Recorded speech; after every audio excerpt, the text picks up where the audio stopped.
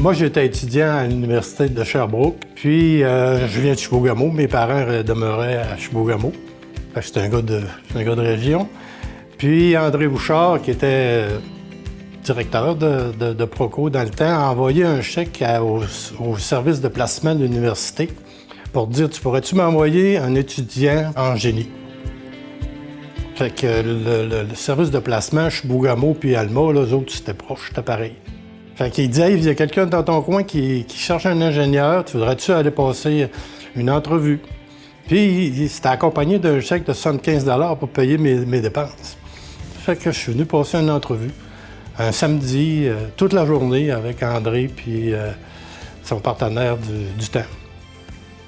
Puis après avoir passé toute la journée, ça serrait à la main, puis ça a commencé comme ça, comme ingénieur et gérant de projet chez Proco.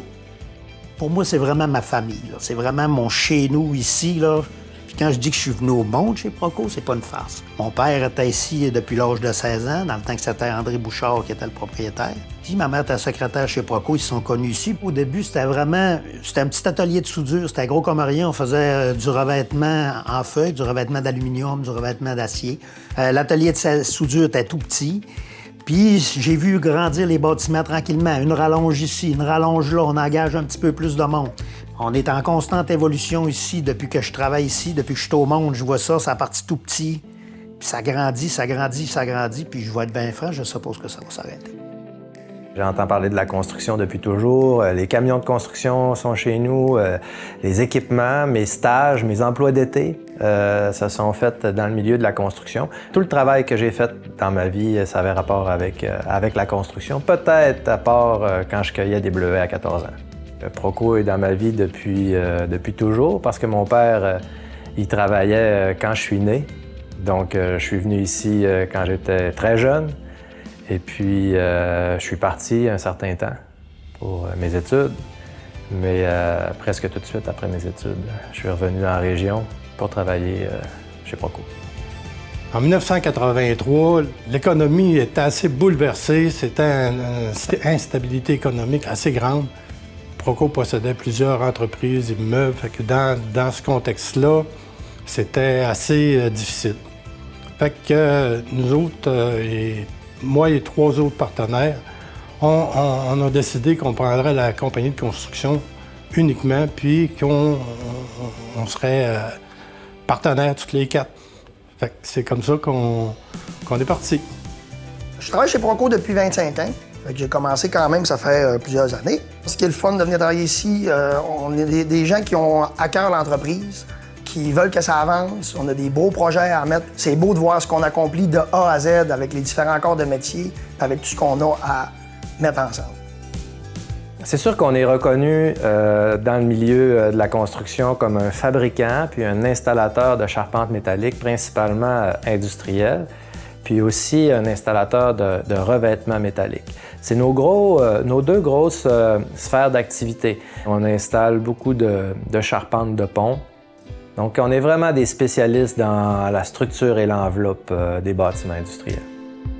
Veux pas, là, quand je me rappelle le premier matin que j'étais sur la dalle de béton puis que je regardais le bout du bâtiment, je me disais, j'y arriverai jamais. Jamais on va se rendre au bout. C'est que la journée que tu arrives à la fin puis tu regardes le bâtiment terminé, tu sais, je le sais, c'est pas moi tout seul qui a fait ça, mais tu as une fierté. Tu regardes le bâtiment puis tu te dis, tabarouette, je suis arrivé ici, il n'y avait rien. La santé et sécurité est vraiment au cœur de l'entreprise.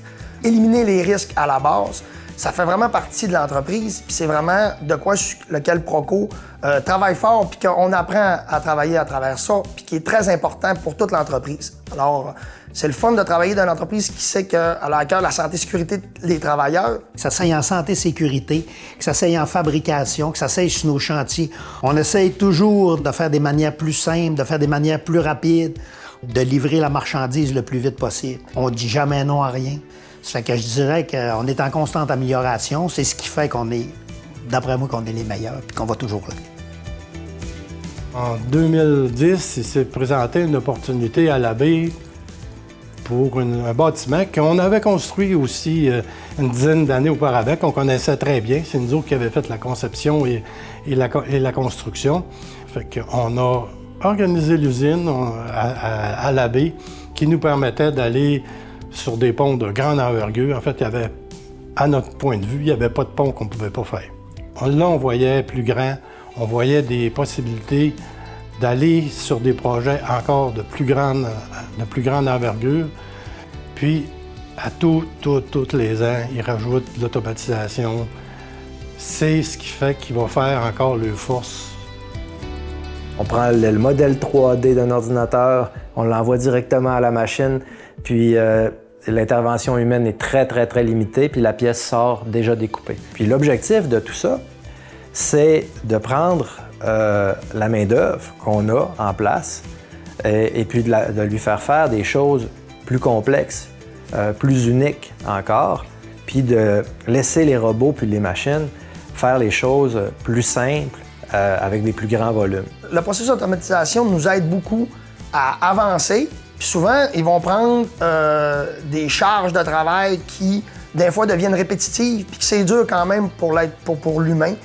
Si on parle de quelqu'un qui va utiliser des meules, ça devient m'amener difficile un peu dans une journée. Puis souvent, ils vont venir combler ce manque-là, ils vont venir combler des tâches qui sont plus difficiles. Ça l'aide à faire un travail quand même encore hyper de qualité, sans que ce soit les travailleurs qui doivent s'essouffler à travers la tête.